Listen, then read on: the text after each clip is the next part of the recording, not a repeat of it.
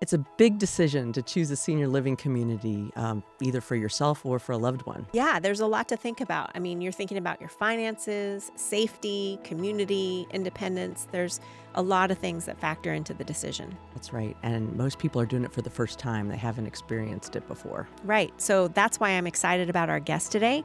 She is someone who's living it, who's lived through the transition and navigated being in a new community, closer to family, all of the things that we concern ourselves with. She's actually doing it. So I'm looking forward to hearing from her. Me too. Welcome to The Great Take.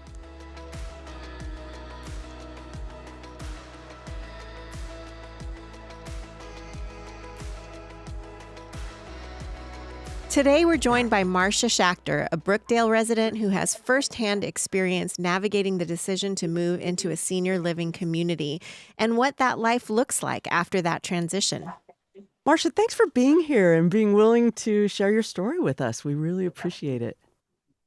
You're most welcome. It's a pleasure. Thank you. We'd love to start off by you telling us a little bit about yourself. Okay. We came here almost 5 years ago after living in West Palm Beach, Florida Oh, wow. for 39 years. Goodness, that's a big change. Yeah. Wow. Yes, Because but you're in Massachusetts, right? we are in Massachusetts, and that's where our son lives, who happens to be on air and off air with national public radio station in Boston. Oh my how goodness. cool. So, yes. And we had a choice of going to Pennsylvania, and our third child lives in Taiwan. Oh, That wasn't an option. no.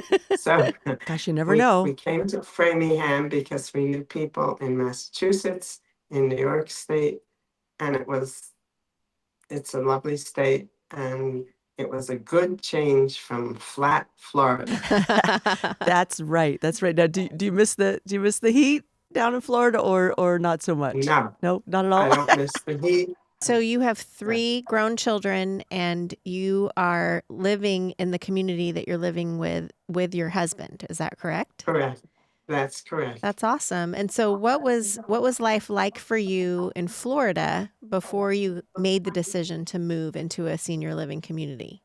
Okay. I am a licensed real estate broker, and I have my own company, and I continue to have that, but I'm certainly not selling real estate in Florida. Yeah. Uh, I am a workaholic. So, so when I came here, uh, we lived in a condo, and I really wanted not to be in an apartment building. Mhm. So I chose to move into one of the lovely cottages. There are 21 of them here at Brookdale Mhm. in Framingham. And I really chose this place because it sits at the edge of a beautiful park. Oh, that's And lovely. that is one of its good amenities. Mhm. Uh, Were you living anyway. independently in Florida? Oh, yes. And we sold our home and we moved to a condo another mile and a half away. So we're always living in our own place and independently. Okay. Yes. That's great. So how did it, can you kind of walk us through how the decision came about? Like, did something happen or was it gradual? How did you decide to make the move to Massachusetts? Well, we decided that the children decided, Ah. as seems to be a big happening these days.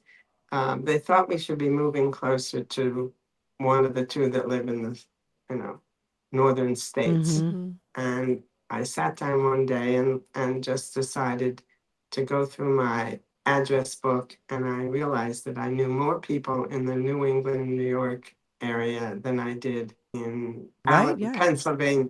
Oh, and then Pennsylvania, Okay. right. Okay. Pennsylvania is where my daughter lives. So you're making a list. You're got So the we plus made- column.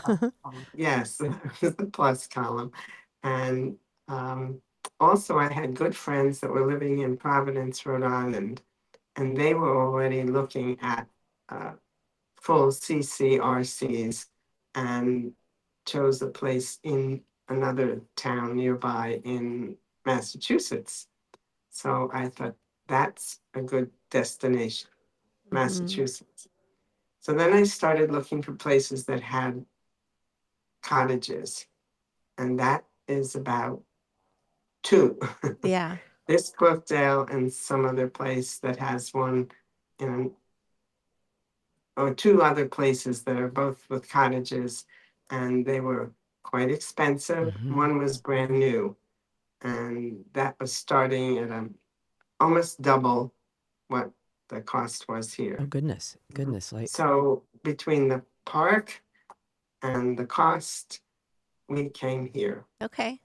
When I first called in February of 2021, the person who worked in marketing went out on a very snowy day and took pictures, zoomed me pictures of a cottage exactly directly across from this main building. hmm And I said, that's a really nice cottage because it had a very big living room. Mm-hmm. None of them have large bedrooms, but all you do is sleep there. I wanted space because I had furnishings and I like to have company. Okay, that was important to you. Yeah. You know, my Right. mom wanted her dining room table when she moved. It was the I did we. not want my You dining room didn't? Oh, table. you know? It could fit too many people. Ah, yeah. Took too much space. Okay, you So could still have people over, but just not, yes, in a right, grouping of 10 or 12, right, right? right, exactly. Can you talk a little bit about the decision process when you're like, what was it like? What was the conversation like with your kids about making this decision, not just to move closer, but also to move to a senior living community? Well, they anticipated that move to a senior community. Okay. The truth is that my son, who lives in the area, lives two doors away from Donna, the administrator in this building. He Okay. knew what she did, but he didn't know where it was. Okay. So when it ended up that it was the same, it just seemed like the right It was a decision. nice connection. It was a nice And connection. Right. Absolutely, how yeah. did you feel in the process of making that decision? What was it like for you emotionally? Um, I was ready to leave Florida. Okay. So that helped. That was in the negative That's just, column. I Yeah. think that's that that I know that's different than some others because there've been people who've come here and said, my children just rushed me here Mm, and didn't really give me any choice. And I did not have that feeling. We made the choice That's nice. You and felt like it we was a were ready. discussion, not people bulldozing you into something they wanted you to do. No, no, well, and it sounds like having the ability to look around and look for a place that seemed right for you guys was helpful too, because you could pick it out and make it a right, home.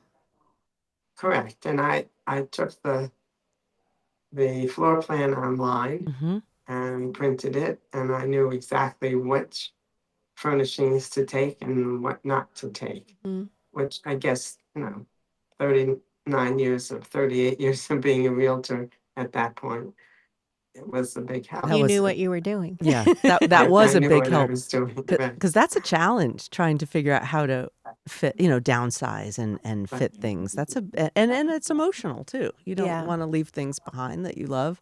That dining room table came with, I tell you what, it came with my mom. And I didn't think it fit in the room at all, but I lost that one. So right.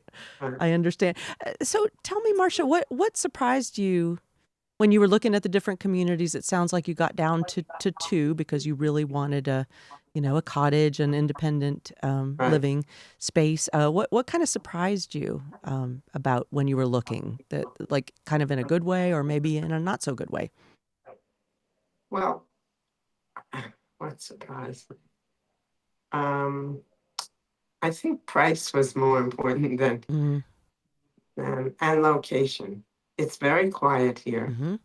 It's not, some of the other places are on main streets, and that just didn't appeal to me at all. Um, I also grew up in a very unique community, which is, as it happens, I just visited over the past weekend in New Oh, Jersey. wow. And it was a community in which we all had to participate.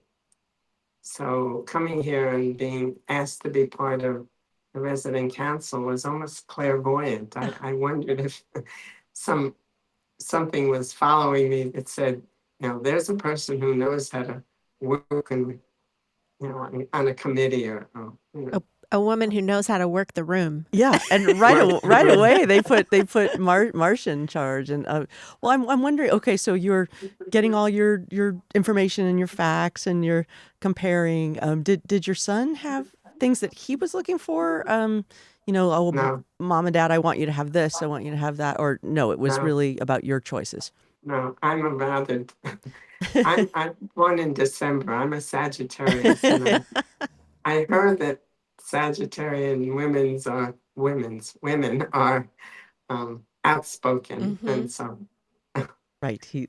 Yeah. Like I remember when I was helping my mom look for a place. She moved from North Carolina to Nashville to be near my brother and I, and we were right, looking at places. It was, yeah, I was really trying to consider what she wanted. Like she was really excited. The place she ended up moving to had a pool, and that was how she got her exercise. That was right. really important. Like yourself, she started out in a independent living in a villa, they called it, and Hmm. those things were important. I was wanted it to be relatively close to Yeah. me, but there were communities that were closer. But we it was really her choices that ended up winning out. Right. No, Absolutely. no one really. It was our choice. No one pushed us in any direction, and I was just hoping that my son wouldn't mind. But he's been a big help, and he's delightful, and he has an easygoing Oh, personality. that's a good So one to That's live great. nearby. That's a good to live right, near that right, that child. Well, it sounds like you kind of knew some things that you wanted to avoid. You wanted to avoid a really busy street, right, something that was exorbitantly expensive, right, um, and that you were focusing more on the positive things. Being nearby people that you knew. right. And the best part about Florida, of course, is the sun. Mm, Mm-hmm. So I'm a person who really appreciates light. yep. Well, how about did you have were there any barriers that caused you to make a decision one way or another? Did any barriers you had to think through or work through? No, maybe it's just dumb luck. I don't Yeah. know. You mentioned the Just cost. That this is. that was a I barrier. wanted a cottage. It Hmm. has a garage. Hmm. It has its own washer dryer. We have a dishwasher. I mean, it just That's was like awesome. it fit all of the requirements, and I'm not a fancy person. I don't need um, uh, what I mean. Some places may have more activities or a pool or other things that I don't think are That you didn't totally really need. necessary. Yeah. Right. Right. No, So what do you remember about the first few days after you moved in when you got settled in? What was it like for you? my son picked us up at the airport and he brought us here, and we came with a few suitcases and Mm. stuff because our things were being moved. Mm-hmm. And we'd made a point of the moving date was June 1st, and we made a point of coming the 9th because we figured how long is it take how Yeah. long should it take them to drive from Florida to Massachusetts? But the truth is, and we didn't know this, of course, until later, but the truth is they have 15 days by law to get our things here. Wow.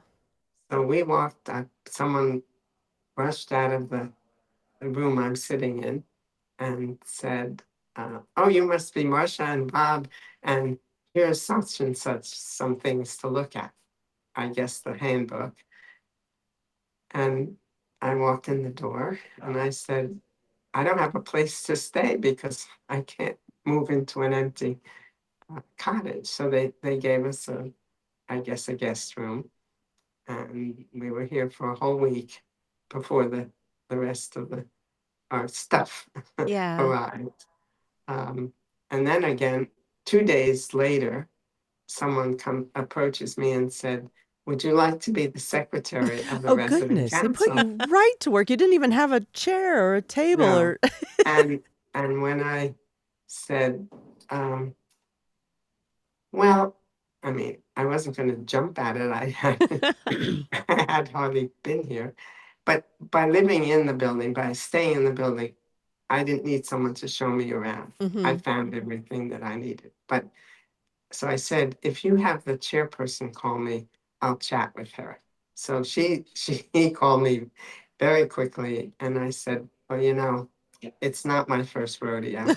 I've been president of this and president of that, and I've been secretary and I've been treasurer and I I believe whatever. it. So she said, so I took the secretarial position. And I thought that was great because I immediately learned people's names Mhm. and, uh, just met a whole lot of people Pretty quickly, that's right? a great way Yeah. to very meet quickly. Yeah. meet everybody And because I have made a point of introducing myself to every new person. Mhm. Right now, I Oh. think there are two people I've never met, but that's my fault, not theirs. And uh, at the end of the year, she gave up the chairperson, and I am still the chairperson of the resident council. I enjoy doing it. As I said, I grew up in a community where we all had to participate, so Yeah. it's not. Is it a big commitment? Is it or maybe people are worried that like you think of a condo board conflicts or it seems like Well, yeah, there there might be some isn't of a that. real board, so that it's really us, not against the Right. administration, but we are the liaisons Yes. Mhm. to the Yes. administration, and we have been somewhat successful in getting things accomplished. But I think more people are really good at complaining, Mhm. but not getting off their duff and doing something. Yeah. Well, So, I noticed what you said about how it was important to you to get to know everyone's names right. and you want to you intentionally try to go and meet new people. Hmm. So, I imagine in any community, not everyone is really proactive that way, or there might be some Absolutely. introverts. You don't Mhm. seem like an introvert to me.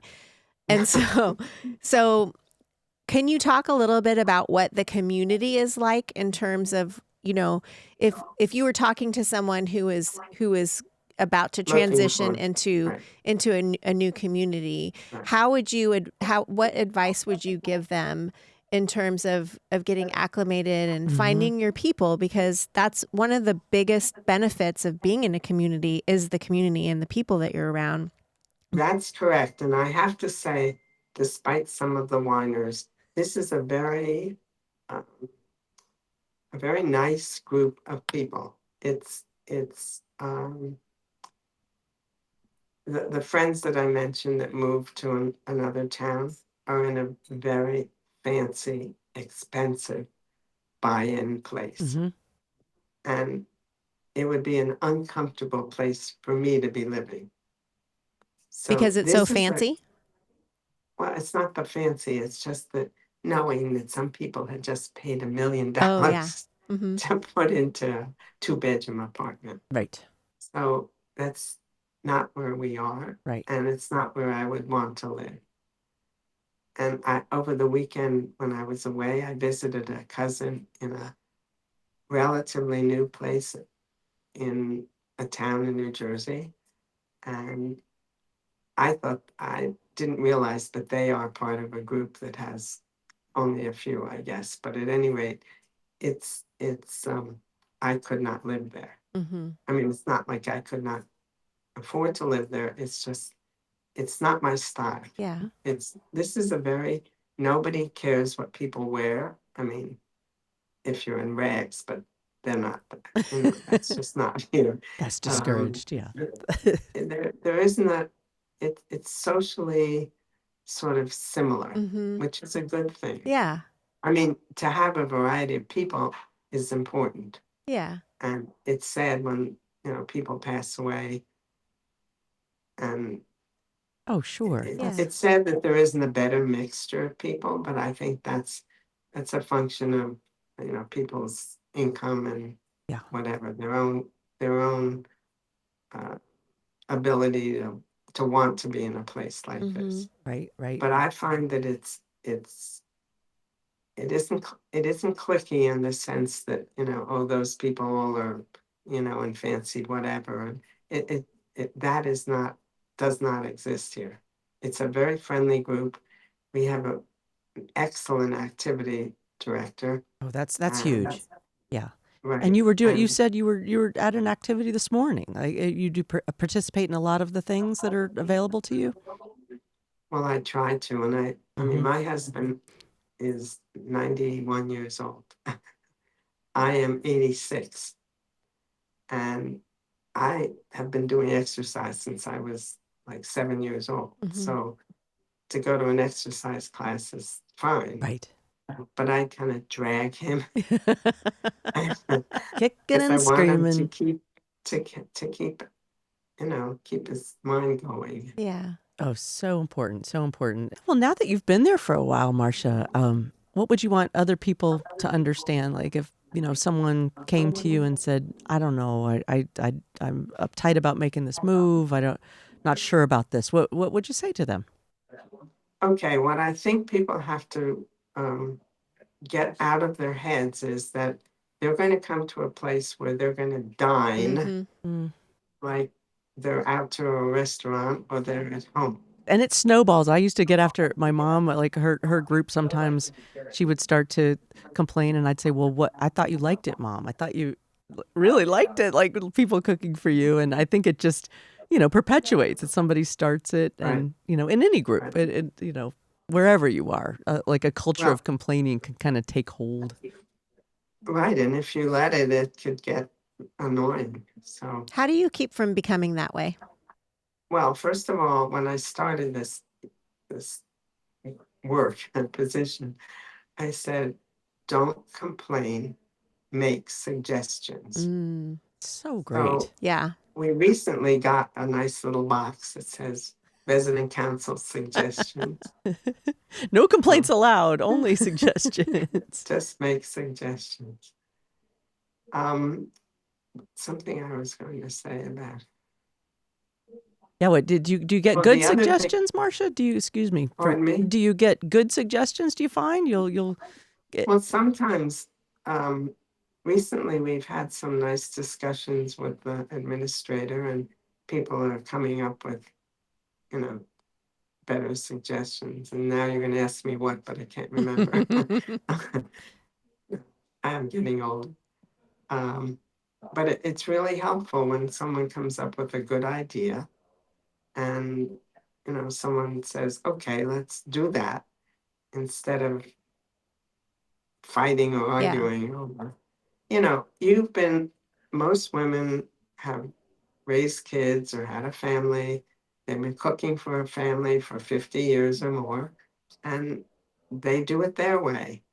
Well, the chefs do it their way, Mhm. You can't expect that it's going to be like home. Mm-hmm. But the truth is, this now I think it's the same in all the Brookdales, but we have two main choices, entrees, and then three additional that change every day. Mm-hmm. The Oh, two that's on great. That's the great. top of the menu change every day, and then three that stay for, say, 3 days. Now that's a lot of choices. Yeah. This person in the fancy place, Yeah. they get two Yeah. choices. You have a lot of choices. That's So, great.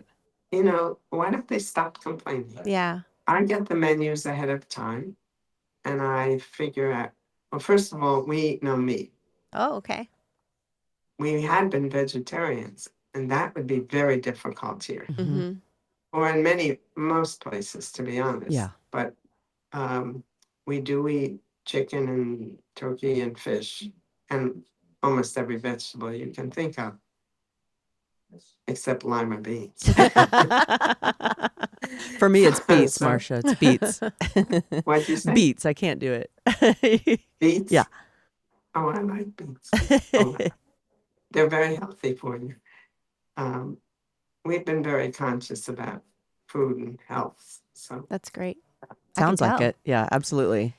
I'd love to go back a little bit and just ask you, what is a typical day like? Can you walk us through a typical day for you guys? okay, well, I don't eat breakfast in the dining room. We have breakfast at home. So at 10 o'clock, we have an exercise class. And at 10:45 or 11, depending upon what the activity is, we play volleyball, chair volleyball. We hear a lecture. We participate in something called Brain Flex, Mhm. which we had today. Afternoons are sometimes there are menu chats. There are game things. Mm-hmm. We just are not participants, Mhm. like bingo Yeah. and different card games. Not a big It's bingo just not. player. Yeah. It's not our thing. It's a fun thing if you had an evening party someplace and someone wants to play bingo. I'm getting dry. Lots of Okay. talking. Lots of talking here. Um, well, in a way, it's a really good thing because when we came, there was a couple that were still staying away from COVID, Mm. and they heard what you were coming, and they said they'll be happy to sit with us. So they did for a couple of years, and then the woman passed away Oh, I'm sorry. of uh, pancreatic cancer. Oh, It's like a death Goodness. sentence.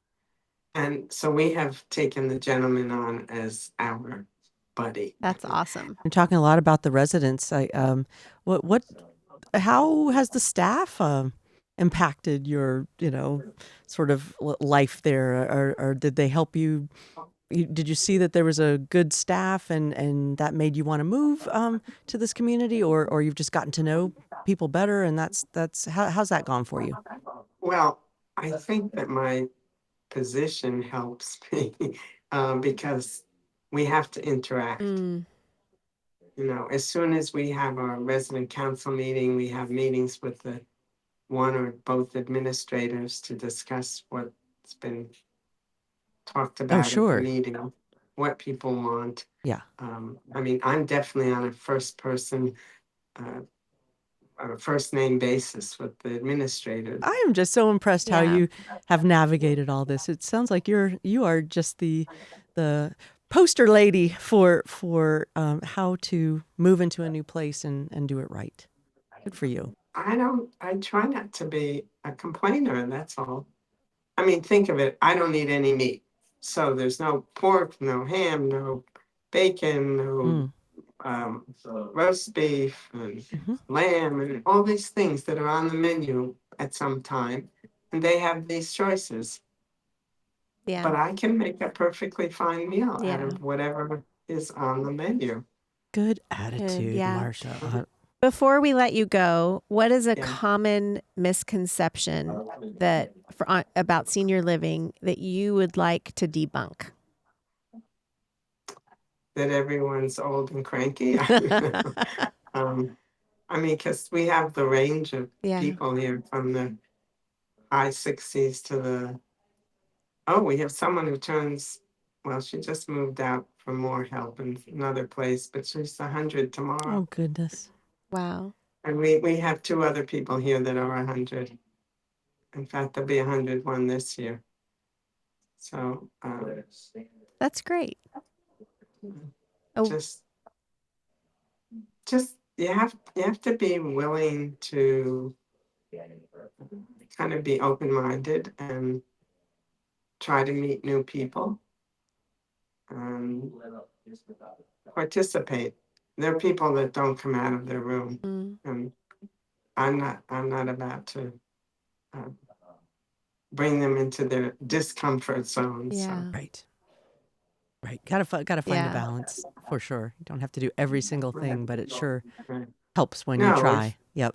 I don't do every single thing either, but I do encourage people to come to all of the musical or, you know, Mhm. activities where people are coming and showing you their own skills and Yeah, performances or evening their programs. Yeah. performances. Yeah. Mhm. I really do encourage that. But some people just, uh, I can't answer for Yeah, my you can't. people. You can't. You can Yeah. only answer for No. yourself. Well, I hope you keep doing a great job in your position and keep up the great work and enjoy some sunshine, hopefully, in Massachusetts soon.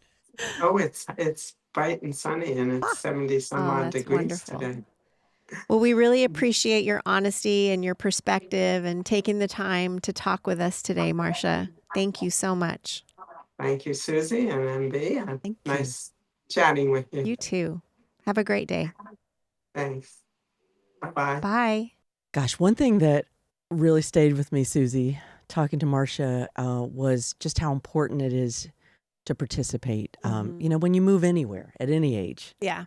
you can feel sad or like, oh my gosh, it's hard. It's really it's hard even if you're outgoing. Mhm. And just the fact that Marcia jumped in and Yeah. I mean, not everyone can be the council leader, but she just made it a point to meet people, and I just think that makes all the difference. Yeah. I just loved hearing firsthand experience from a resident. I mean, we talk so much about the transition and moving in and Mm-hmm. what that's like, but to actually hear from someone who's living in a community and thriving in a community Yeah. was so helpful. And I was really struck by how much of herself she brought with her. Mm-hmm. Like of course, they asked her to be the chair of the committee right away because she exudes capacity and Mm-hmm. social skills and she has leadership skills. Totally. She's innovative. Yeah. She's bringing all those things to the table and I think that's part of what I think a lot of times it seems like people are afraid to move into senior living communities because they're leaving themselves behind, Sure. but she's really brought herself to the community and it's beautiful.